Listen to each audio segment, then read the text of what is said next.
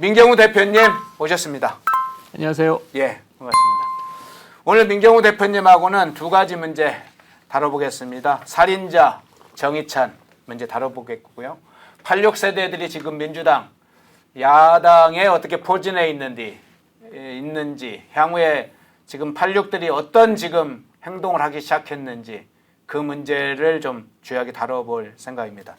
살인자 정의찬 문제 먼저 좀 여쭤보겠습니다. 아마 이제 이 강의원 더민주 전국혁신회의 지금 상임 대표로 있는 강 의원도 잘 아시지만 이 이종건 고문치사 사건의 주범 정의찬에 대해서도 잘 아시고 계시는 걸로 제가 알고 있는데 이 이종건 고문치사 사건으로 이 정의찬이 징역 5년을 선고받고 형사를 하다가 김대중 정부 때 사면된 걸로 제가 기억을 하거든요. 그런데 정의찬은 이재명 대표의 특별 보좌역이었습니다. 특보였습니다. 굉장히 중요한 위치였어요. 강 의원도 특보였고요.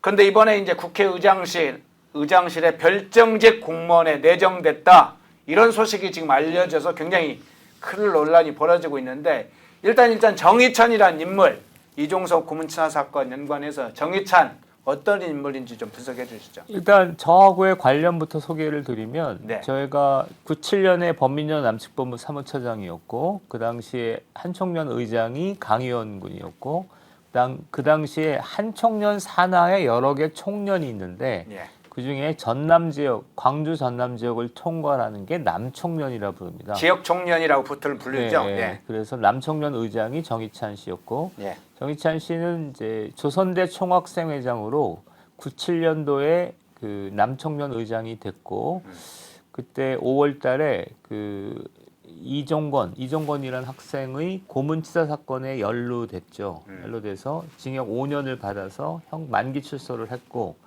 그 다음에 이제 이재명 대표와의 연관 속에서 이제 정치권에 진출을 했고 정치권에 진출을 해서는 그러니까 국회의원이나 이런 걸 좀 하려고 했던 거죠. 근데 2021년에는 수원 월드컵 경기장 네. 그 월드컵 재단이요? 재단에 월드컵 사무총장이 재단. 되려고 했는데 낙마가 됐고 네. 이 이종건 치사 사건 때문에 그랬습니다.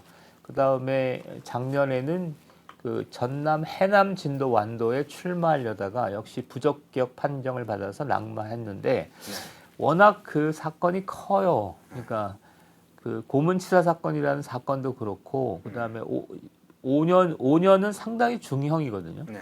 그러니까 만기 출소를 한 거기 때문에 만기 출소를 했습니까? 네, 제가 알기로는 중성을 살다가 사면된 걸로 기억을 하는데 그래서 옥살이를 하다가 좀 남겨놓고 제가 자료를 찾아보니까 만기 출소했습니까? 예, 예. 네. 일단 1차 경력은 그러합니다. 네. 자, 정의찬이 어떤 인물인지 간단하게 좀 소개를 해주시자 하고 이종건 고문치사 사건 얘기했는데 이 사건 이후에 정의찬 씨와 관련자들은 그러면 이종건 고문치사 사건 뭐 이런 거 포함해서 어떤 태도를 취했습니까? 지금 먼저 이제 얘기하고 싶은 거는 그러니까 어떤 과거에 어떤 전력이 있었다고 하더라도 일정한 조건이 주어지면 그러니까 반성을 하거나 뭐 참여를 하거나 이런 게 있으면 다시 재기의 기회를 주는 게 대한민국이잖아요. 그렇죠. 그러니까 그런 것들이 갖춰졌는가에 대한 판단인데 세 가지가 있겠습니다. 하나는 정치적인 판단인데 그러니까 97년에 중요했던 거는 하나가 이적 규정 문제고 이건 종북 성향과 관련된 거고요. 고문치사 사건과 관련된 건데 이종건 씨도 그렇고 그다음에 강의원 씨도 그렇고 그리고 그 당시를 살았던 사람들 대부분이 정치적으로 문제가 없었다 이렇게 평가하고 있습니다. 그러니까 자기들은 열심히 싸웠는데 정권의 탄압에 의해서 정권의 어떤 조작과 종북 몰이에 의해서 희생된 거지 우리의 싸움은 정당했다 이렇게 평가들을 대체로 하고 있습니다. 그런 면에서 정의찬 씨도 마찬가지일 거라고 보고 두 번째 특별한 거는 이제 고문치사 사건에 대한 태도인데 고문치사 사건이 지금 자료에 의하면 그러니까 그 정의찬 씨가 직접 연루돼 있는 것으로 되어 있는데 작년에 공천 부적격 판결을 받을 때도 일관되게 나는 뭐 직접 관여된 건 없다. 정치적 책임을 지기 위해서 그렇게 한 것뿐이다라고 하고 있죠. 그다음에 세 번째는 그래서 저거는 그러니까 자료들이 좀 명백하거든요. 그러니까 여러 가지 나무위키나 이런 데를 봐도 그렇고 그다음에 제가 그 당시 아까 서두에 97년도에 여러 관계자들의 제 처지를 얘기한 이유가 뭐냐면 이리저리 들은 바가 꽤 있어요. 네. 심지어는 제가 감옥에 있을 때 저 이종건 씨사 사건 연루자들이랑 같이 형을 살았어요. 아, 그렇군요. 그래서 이리저리 들은 얘기가 있어서 이종건 씨 치사 사건에 대해서 정희찬 씨가 저렇게 변명하는 것은 뭐 거의 납득이 되지 않는 상황입니다. 그리고 세 번째는 그 작년에 공천 부적격 심사가 났을 때도 상당히 완강한 태도를 보였잖아요. 뭐가 문제냐, 뭐 이런 태도를 보였습니다. 그래서 전체적으로 보면 사건이 굉장히 중한 사건이었기 때문에 혹자는 이렇게까지 얘기합니다. 그러니까 그 당시 취재를 했던 기자들이 있어요. 네. 기자들의 얘기를 좀 들어보면, 그러니까 저하고 이 고문치사 사건을 굳이 얘기할 이유가 없었는데 그냥 지나가듯이 당시를 회고하면서 했던 얘기들인데 폭행의 정도가 그러니까 매우 심각했다 이렇게 평가들을 합니다.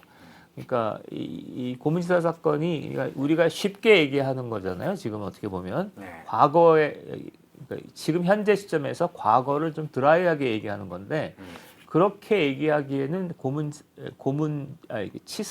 고문의 정도가 매우 심각했다라고 얘기를 하고 있습니다. 그러니까 생각보다 컸던 사건이에요. 그러니까 좀 비약하자면 학생이었기 때문에 5년 정도 받은 거예요. 학생이 아니라 일반인이었다면 훨씬 더 중형을 받을 수 있었던 큰 사건이에요.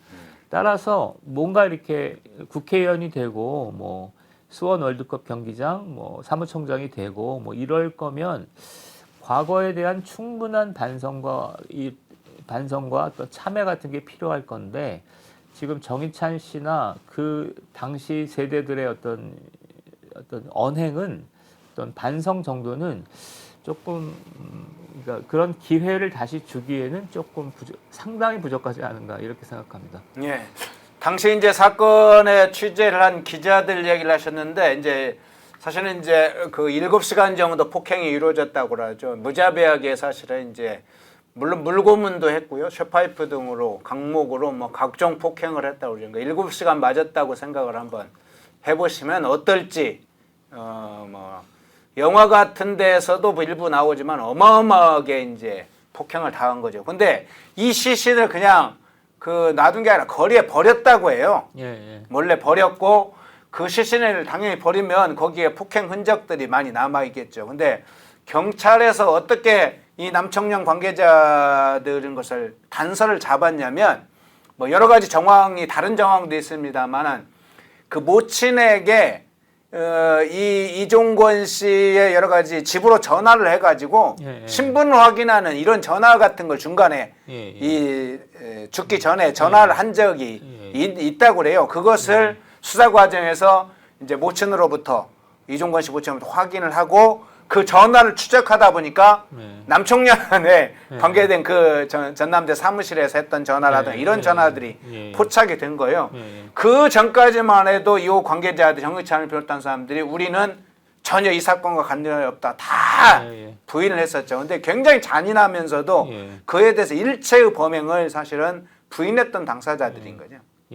요약하자면 그러니까 자수한 게 아닌 거죠. 네, 그렇죠. 사람이 죽었는데 자수한 게 아니라 사건을 은폐하려고 했던 거죠.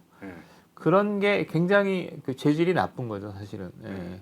그리고 그런 태도가 지금 정희찬 씨의 저런 태도하고도 연관이 되는 것 같아요. 좀 그 어떤 사람이 죽었기 때문에 죽었을 때 어떤 태도가 매우 중요하잖아요. 그때서라도 솔직하게 상황을 인정하고 자수하고 어떤 반성하고 이런 모습을 보여줘야 되는데 근데 우리가 알고 있는 객관적인 정황과 사실에 비해서 지금 당사자들이 보여주는 태도는 너무 이상한 거예요. 그렇죠. 뭐가 잘못됐냐. 그리고 이게 저는 뭐하고 연관되냐면 97년 한총련 운동에 대한 운동과도 관련이 있습니다.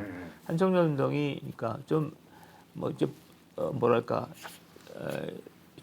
강한 종북성, 그러니까 전대협 한청년 운동 역사상 가장 종북적이고 폭력적이었던 시기가 97년이거든요. 그런데 그를 어떤 문제만 나오면 그런 어떤 상황을 객관적으로 인정하기보다는 이건 정권의 탄압 때문에 그런 거다. 정권이 우리를 뭐 종북 몰이를 하는 거다. 이런 식으로 모면해 왔던 게 있어요. 그래서 정치적인 측면이 하나 있고 그다음에 좀 양심과 그다음에 어떤 기본 범죄와 관련된 측면이 두 가지가 같이 있었던 것 같습니다. 그래서 이 사건의 어떤 규모와 양상에 비해서 당사자들은 조금 더 지금 이런 정도로는 사람들이 일단 저부터도 저는 지금도 학생운동에 대한 애정이 뭐 약간은 있다고 생각하는데 학생들이니까 학생 시절에 뭐 이렇게 좀 과격한 행동도 할 수 있는 거잖아요. 그런데 그럼에도 불구하고 요 사건에 한해서는 좀 어떤 동정이 별로 안 가는 그런 상태가 너무 좀 뻔뻔스럽게 이러니까. 그러니까 문제는 이건 것 같습니다. 이 당사자들의 잔인함 그리고 우발적으로 일어난 사건이 아닙니다. 이건 집단적 광기처럼 막 무자비하게 사람을 죽이고 그랬는데 문제는 이 살인자들만 문제가 아니라 당시에 뭐 광주 지역을 포함해서 한총련 내부라든가 또는 흔히 말하는 좌파 제여 세력들의 상당수가 경찰 뿌락지로 계속 몰았다는 거예요. 이종건 씨를. 계속 경찰 뿌락지로 몰아서 그 과정에서 이 사건이 발생한 것이다. 무고한 시민을 집단적으로 그렇게 살해하는 잔혹하게 살해했다고 이야기하는 게 아니라 결국은 공권력이 자꾸 뭐 감시하고 뭐하고 하니까 그 뿌락지를 잡으려고 하다가 발생한 우발적 사건인 것처럼 또 좌파 세력들은 또 광주 전남 학생들은 운동권 출신들은 한총련 그렇게 몰아갔다는 거. 이 문제도 사실은 굉장히 심각한 문제 아닙니까? 그렇죠. 그러니까 당사자뿐만 아니라 운동권 주변에 있던 사람은 다수가 그렇게 생각하는 거고 사실은 솔직하게 얘기하면 저도 지금 또는 최근까지도 그러니까 이 뿌락지 사건이 크게 4가지 정도가 있었거든요. 84년에 서울대 뿌락지 사건이 있었고 그다음에 89년에 연대 고대 학생들의 사건이 있어요. 그다음에 97년에 남청년 학생들이 사건이 2개 있는데 저도 그러니까 84년 서울대 뿌락지 사건도 지금 뿌락지가 아님이 밝혀졌는데 상당히 오랫동안 뿌락지일 거다라고 생각했어요. 뿌락지인데 재수 없게 학생들이 저러다가 문제가 발생했다 이렇게 생각했고 지금도 아마 운동권 다수는 그렇게 생각할 겁니다. 그러니까 그런 어떤 일련의 그러니까 이런 게 아니죠. 그런 사건이 났을 때 그러니까 이제서라도 우리가 뿌락지가 아니었 선량한 시민들을 그렇게 했다라는 것이 공식적인 얘기인데 실제 운동권들이나 그 주변에 있던 사람들의 마음 상태는 그게 아닌 거예요. 지금도 아닌 거예요. 칼 8582 조작이라고 생각하는 것처럼 지금도 그렇죠. 지금도 이렇게 생각하는 거예요. 그러니까 그 문제가 있는 거죠. 리안님이 이렇게 댓글 달아주셨네. 국회의장 사무실에 이재명 아바타가 앉혔나 봅니다. 그 문제 이야기를 해야 되겠네요. 마침 댓글을 적절하게 잘 주셨네요. 뭐 다른 또 이렇게 이 토론하는데 또 한씨 얘기하고 무시하고 계속 싸우는 게 목적인 분들이 가끔 있어요. 여기 와서 댓글 달아서 자기 주장하면서 싸움 거는 것을 목적으로 하는 분들이 있는데 댓글창은 그런 것을 목적으로 하는 게 아닙니다. 흔히 말하는 뭐 작은 규모의 공론의 장이니까 사실은 그런 것에 특정한 것에 꽂혀가지고 하는 것은 자기의 존재가 거기밖에 못 미친다는 것을 드러나는 것밖에 안 되기 때문에 조금 더 시각이나 사고나 이런 부분도 좀 폭넓게 공론의 장에서 그런 태도를 해주시면 좋을 것 같은데 아까 그 댓글에 리안님께서 이재명 꼬봉으로 국회에 이제 앉힌 거다 이런 이제 댓글을 주셨는데 이 정의찬 씨와 이재명과의 관계도 좀 알고 싶어요. 어떤 관계입니까? 그러니까 이재명 대표와 그다음에 한청년 세력과의 관계를 소개하면 이재명 대표는 민주당은 기본적으로 운동권 서열 집단이거든요. 그러니까 운동권의 서열에 의해서 이제 그렇게 되는 건데 이재명 대표는 운동권 서열이 없어요. 약간 반개입니다. 반개니까 좀 사이드에 있었던 사람이죠. 그래서 2017년 대선에 나왔을 때도 이렇게 아주 뭐랄까 영향력 있는 뭐 그런 정치야기보다는 좀 변방에 있었던 사람들이잖아요. 네. 그러니까 이 사람이 이재명 대표가 세력이 없으니까 자꾸 세력을 발탁하고 이러는데 마침 한청년 세대가 이제 눈에 띈 거예요.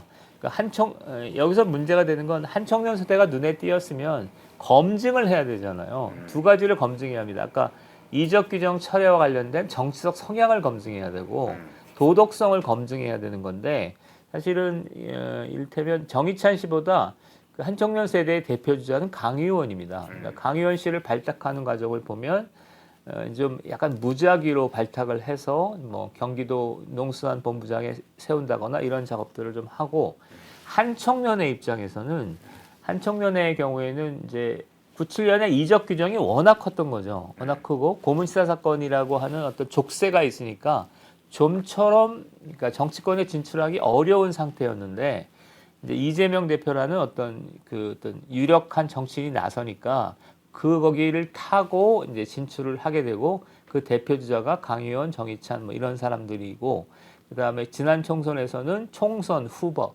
국회의원까지 하려고 했었던 거죠.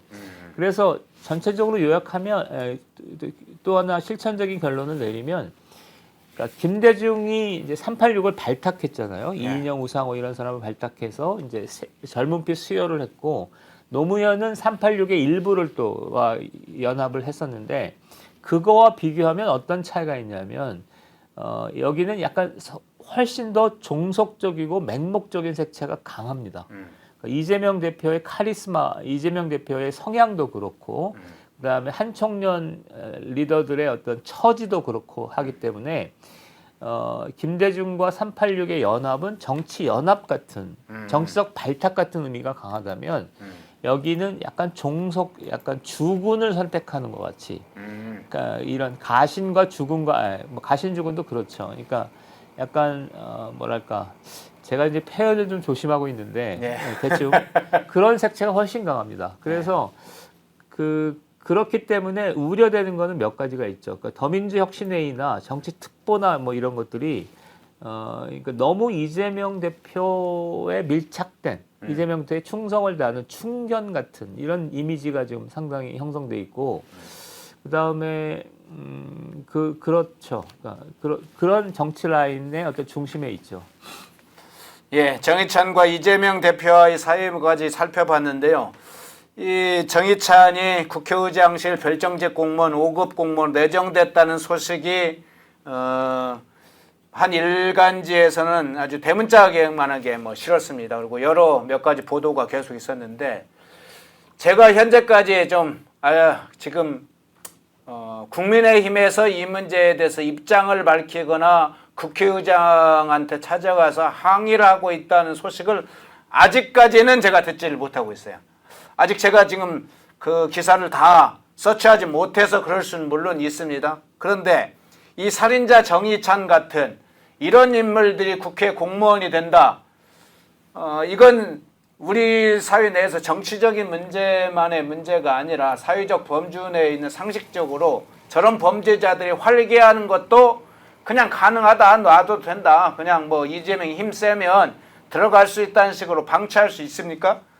그러면 국민의힘 의원들이 적어도 국회의장실 찾아가서 혹시 내정했냐 항의도 하고 내정하면 국회의장실 점거하겠다 이렇게 항의를 해야 될 거 아니에요. 그리고 입장도 밝히고 공개적으로 뭐 대변인이든 누구든 공개적으로 입장도 밝히고 근데 저는 아직까지는 지금 찾아보지는 못하고 있어요.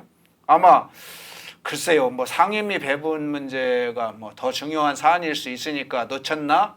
그런데 이런 문제, 이런 소재, 이런 상황, 이런 문제를 놓쳤다는 건 도저히 납득이 가지 않아요. 굉장히 저는 나이브하지 않으면 스스로도 정치적으로 이런 소재에 대해 싸우려고 하는 의지가 없는 것의 결과라고 보는데 지금 국민의힘 저 입장 혹시 나오는 걸 보셨어요? 지금 뉴스가 중앙일보 뉴스에 그러니까 뉴스 중앙일보에서 자체가, 크게 나왔죠. 예, 그 정도 일단 나와 있고 예. 그러니까 워낙 사안이 지금 큰 사안들이 많죠. 그리고 큰 사안들이 많아서 이건 네. 작은 사안인가요? 이 전 네. 사실은 우리 사회에 미치는 문제는 아주 중대한 문제라고 저는 보는데 예, 이제. 예, 예. 이런 살인자들이 국회 공무원이 된다. 국내 국회의원들 중에 한 분이라도 보시면 국회에서 나서서 이 문제에 있어서 이런 걸 가지고 더 싸워야 됩니다. 뭐 상임위 배분도 당연히 중요하죠. 이게 차이가 있다면 네. 그 총선 때 김준혁 씨, 양문석 씨 사건이 있었잖아요. 네, 근데 네. 그건 민주당이 끝까지 버텼지 않습니까? 근데 네. 이분들은 이제 정의찬 씨는 이재명의 최측근처럼 보이는데 네. 그 어쨌든 고문치사랑 연동돼 있었기 때문에 버티지 못했거든요. 공천 부적격 판결을 맞은 거는 그만큼 이제 약한 고리라는 거죠. 그래서 제가 볼 때 큰 사안을 싸우는 것도 필요하지만 좀 이길 수 있는 작은 사안에 역량을 집중하는 것도 매우 효율적일 수 있겠죠. 그렇죠. 이건 반드시 싸워야 되고 이겨야 되는 거죠. 그냥 정치적 공학적인 차원에서만 생각하는 문제는 아니죠. 예, 정의찬 살인자 정의찬 국회의장실 지금 놔두면 그냥 국회 공무원이 돼서 국회에 입성하게 됩니다. 이재명의 핵심 관계자가 뭐 국회의장도 실무적으로 컨트롤하겠다는 의사가 눈에 보이긴 합니다만 뭐 그런 문제에 대한 분석도 중요하지만 이런 인간들을 저렇게 들어가게 하면 안 되죠. 그 문제 먼저 좀 살펴봤고요. 국회 내부에 한번 살펴보겠습니다. 앞에는 한총련인 관계자들 이야기들이 좀 이야기가 나왔어요. 강의원, 정의찬 다 한총련 출신인데 그러면 실제로 한총련 출신들이 주류가 지금 현재 됐는지 그건 또 다른 문제입니다. 이번 22대 국회에 관련해서 당선자들, 현재 국회의원 된 사람들은 어떤 사람인지 한번 그걸 살펴보겠는데요. 그 전에 이 문제부터 한번 여쭤볼게요. 국회가 지금 개원을 했는데 개원하기 전인 지난 5월 10일부터 국회 본관 앞에서 이름을 어떻게 붙였냐면 최혜병 특검 관철을 위한 더불어민주당 초선 당선인 비상행동 이런 농성 텐트가 진행이 됐잖아요. 예. 민주당 초선 당선자들입니다. 그 시기에는 이제 개원 되기 전이었던 뭐 당선증을 받았으니까 국회의원이 맞긴 하겠네요. 민주당 초선 의원들이 이 개원도 하기 전에 이 막 농성 텐트 치고 하는 이 장면 지금 어떻게 보셨어요? 지금 굉장히 우려할 만한 사태죠. 그러니까 제목을 86의 광기가 시작됐다 이렇게 달았는데 네. 그것이 크게 틀린 말은 아닌 이런 상황까지 오고 있습니다. 그러니까 첫 번째는 이거 개원을 하기 전에 벌어진 건데 네. 민주당의 지금 모든 행동들이 개원과 아무 상관없이 최혜병 특검법이 이렇게 표결이 들어간 것도 개원 21대 국회거든요. 그리고 모든 것들이 그러하고 지금 민주당은 전혀 이제 탄핵이라는 어떤 일정표를 짜두고 전혀 어떤 국회 상황이나 이런 거를 고려하지 않는 거가 있고요. 그러니까 이런 것들을 누가 앞장서냐면 그러니까 초선이 앞장선다기보다는 제가 볼 때는 그러니까 이 운동권 출신들이 앞장서고 있어요. 정확히 하면 운동권 출신들이. 그러니까 11개 상임위원장을 독식을 했지 않습니까? 그 대부분이 강성 운동권들이에요. 예. 그리고 이 사람들이 형식적으로는 중진의 탈을 쓰고 있는데 중진임에도 불구하고 우리가 이미지상 소선 이미지, 초선 강경파 이미지를 갖고 강경투쟁을 주도하고 있는 거고 그런 일련의 어떤 맥락 속에서 그러니까 개원하기 전에 지금 초선 당선인 비상행동에서 농성 텐트가 벌어진 거죠. 네. 윤종근 의원인가가 이렇게 주도를 했다라고 알려져 있는데 네. 어쨌든 그러니까 2004년 17대 국회에서 국가보안법 폐지가 있었어요. 기억이 나시나요? 네. 그러니까 국가보안법 개정, 국가보안법 폐지에 의해서 4대 입법을 노무현 대통령이 그러니까 탄핵 이후에 추진하려고 했었는데 그거를 그랬네요. 앞장섰겠죠. 그러니까 전대협 전대협 초선 의원들이 앞장섰는데 그때도 이제 후일담이긴 한데 이제 막무가내로 밀어붙이면서 결과적으로 잘 안 됐었거든요. 근데 이번에도 그렇게 될 가능성이 크다라고 볼 수 있고, 근데 이번에 상황을 주도하는 거는 초선이 일단 초선보다는 제가 볼 때 운동권 출신의 중진 의원들이 중진 같지 않은 중진 의원들이죠. 이 앞장설 가능성이 크겠다 이렇게 봅니다. 예, 그러면 22대 국회의원들을 한번 이제 좀 분석을 했는데 그 중에 좀 연령을 기준으로 해서 한번 좀 살펴보면 좋겠어요. 86세대 비중이 지금 높다고 지금 알려졌는데 실제로는 어떤 상황인가요? 이제 주간 경향에서 조사한 바를 먼저 소개하면 네. 61년에서 69년생 그러니까 386 중에 일부죠. 한 80%를 조사한 건데 300명 중에서 61년생에 69년생이 117명입니다. 300명 중에 179명이 61년생에서 69년생이고 약 60% 정도가 되네요. 네, 굉장히 많죠. 네. 그 다음에 더 충격적인 상황은 비교를 하면 16대에서 20대 국회까지를 전부 조사를 했더니 5, 60대의 비율은 70.8%예요. 국회의원들이라는 게 5, 60대가 많다고 볼 수 있죠. 그러니까 70% 정도였는데 이번에 22대 국회는 60대가 33%, 50대가 50%로 83%입니다. 그러니까 13% 정도가 늘었습니다. 근데 이게 뭐와 비교할 수 있냐면 이 자료를 지금 첨부를 안 했는데 40대가 빠졌습니다. 그러니까 30대, 40대가 빠지고 5, 60대가 늘어난 거죠. 자, 이거를 전체적으로 얘기를 하자면 386이 그러니까 86세대가 정적으로 진출하기 시작한 게 2000년대 초반이잖아요. 네. 근데 이 사람들이 쭉 나이를 먹어서 지금 5, 60대가 됐는데 이 사람들이 권력을 독점하고 있는 거고 그 권력 독점 양상이 83%에 달한다는 거죠. 그리고 40대는 지금 심각한 퇴출 상태죠. 고립 상태에 있다고 볼 수 있죠. 그렇군요. 그리고 운동권 얘기는 좀 이따 하겠습니다. 예. 지금 이제 연관해서 이야기를 해주셔도 될 것 같은데요. 17대 국회부터 해서 17대, 18대, 19대 이제 점점 86세대들이 쭉 증가해 오지 않았습니까? 예. 이인영, 송영길, 우상호 이런 사람들이 17, 18 이렇게 쭉 거쳐오면서 흔히 말하는 전대협의 1세대라고 불리는 사람들이 그 시기에 17, 18, 19를 거쳐오면서 증가했는데 그 시대의 86세대, 현재 민주당에 들어와 있는 86세대 운동권 출신의 국회의원들하고 지금 22대 국회의 86세대와 비교를 좀 해보면 또 뭐 어떤 차이가 좀 있으라고 봅니까? 예. 그 비교의 차원에서 요번에 22대 총선을 한번 평가를 해보자면 예. 그러니까 우리가 이제 알고 있는 거는 그러니까 이인영, 우상호 같은 임종석과 같은 좀 지명도 있는 386들이잖아요. 예. 그래서 한동훈 위원장이 운동권 청산을 내거니까 초기 국면에서는 사람들은 당연히 의뢰의 그냥 86 중에 지명도 있는 운동권들을 주목했었던 거죠. 그래서 임종석 의원이 제가 볼 때 타겟가 됐는데 임종석 의원이 공천에서 탈락하니까 혹자들은 이제 그 운동권 출신들이 많이 청산되었거나 별로 중요하지 않은 것으로 치부했던 걸로 같습니다.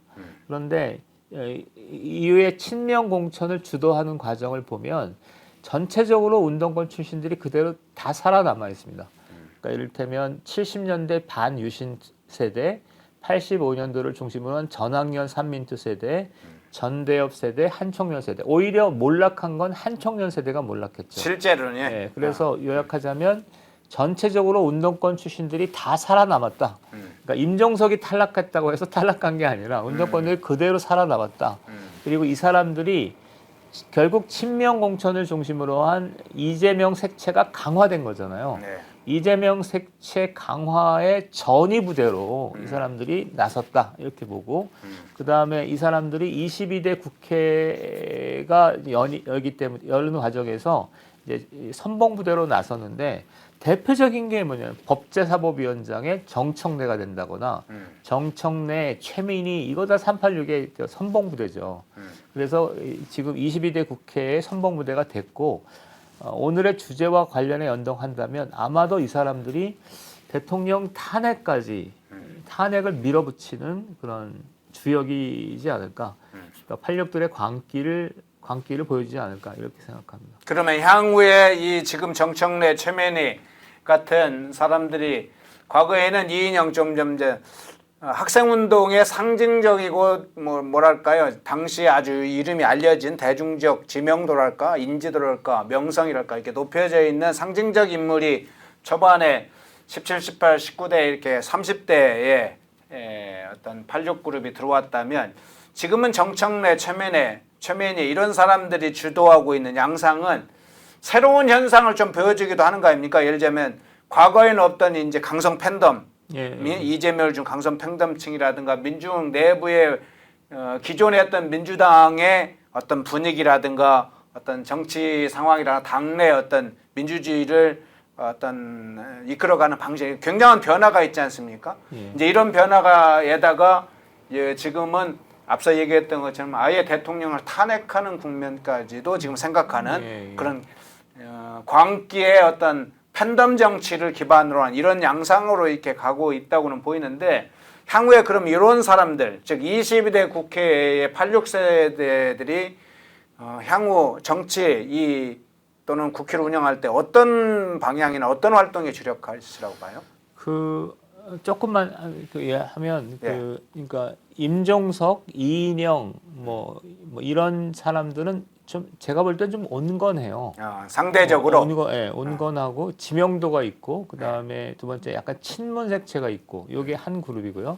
그다음에 두 번째 우원식, 그다음에 뭐 부군이 돌아가셨지만 유은혜 뭐 이런 계통은 이른바 친 김근태계라고 해서 사회 경제적 개혁을 중시하는 집단인데 이 정청래 뭐 이런 계통은 약간 지금 말씀하셨던 팬덤, 직접 민주주의, 그다음에 이재명 이런 쪽을 강조하는 겁니다.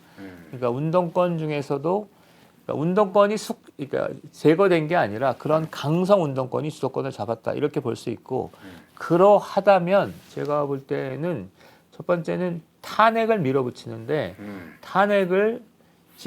탄핵이 중요한 게 아니라 탄핵을 밀어붙이는 양상이에요. 그러니까 이건 국회의 일체의 의사 일정들을 무시하고 막 밀어붙이잖아요.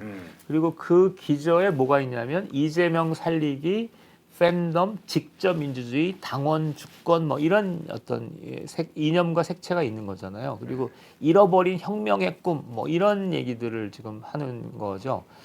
이게 이제 가장 우려되는 상황이고 그 다음에 또 하나는 이제 트럼프가 되고 나서 남북 관계가 이제 새로운 국면으로 접어들면 아마 급진적인 시도를 하게 될 가능성이 높은 것 같습니다.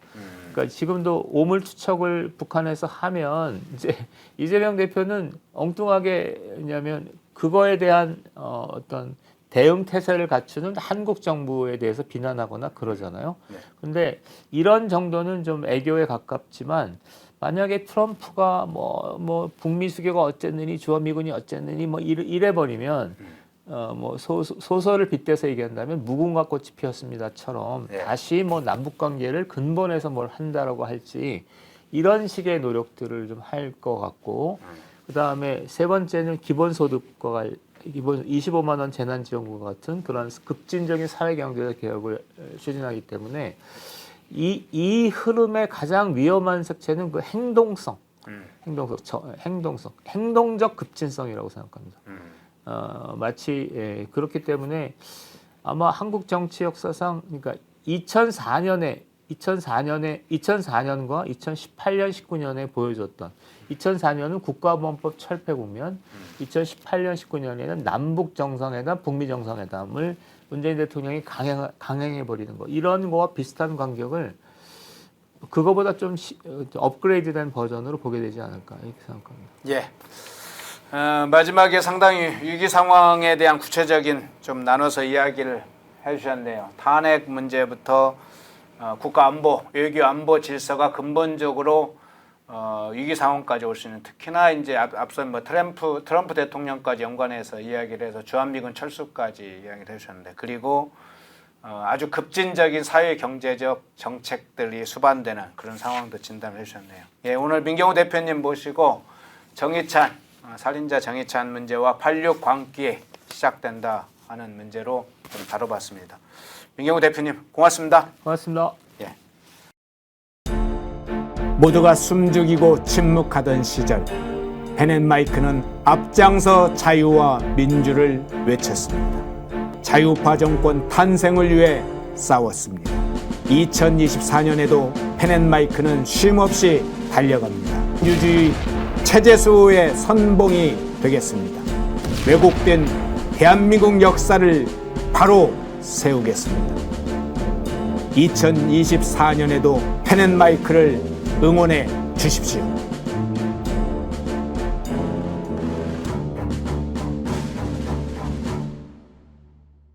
인터넷 검색창에 펜앤마켓을 검색해 주세요. 펜앤마켓은 펜앤드마이크 구독자분들을 위한 종합 쇼핑몰로 좋은 상품으로 온라인 최저가를 목표로 하는 마켓입니다. 많은 관심과 사랑 부탁드립니다.